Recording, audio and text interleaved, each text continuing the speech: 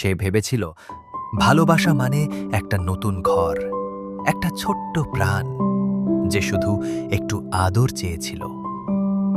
প্রথমে সবকিছু ঠিকই ছিল, খেলাধুলা, ভালোবাসা, হাসি। ধীরে ধীরে সবকিছু বদলে যেতে লাগল।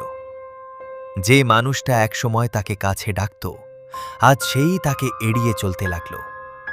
তবুও সে অপেক্ষা করা বন্ধ করেনি।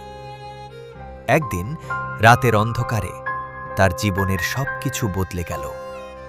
গাড়ি থামল, সে খুশি মনে নেমে এলো, কিন্তু গাড়িটা আর ফিরে তাকালো না।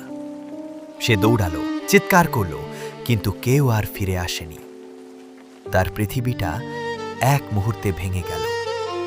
দিন কেটে গেল, রাত কেটে গেল, ক্ষুধা, বৃষ্টি, ঠান্ডা, সবকিছুর সাথে লড়াই করেও সে শুধু একটা জিনিস ভুলতে পারেনি, ভালোবাসা। অনেক দিন পর কেউ একজন থামল। সে টাকা দিয়ে তাকে কেনেনি, সে শুধু তার কষ্টটা বুঝেছিল। আস্তে করে তাকে তুলে নিল, একটু জল, একটু খাবার আর অনেকটা ভালোবাসা দিল।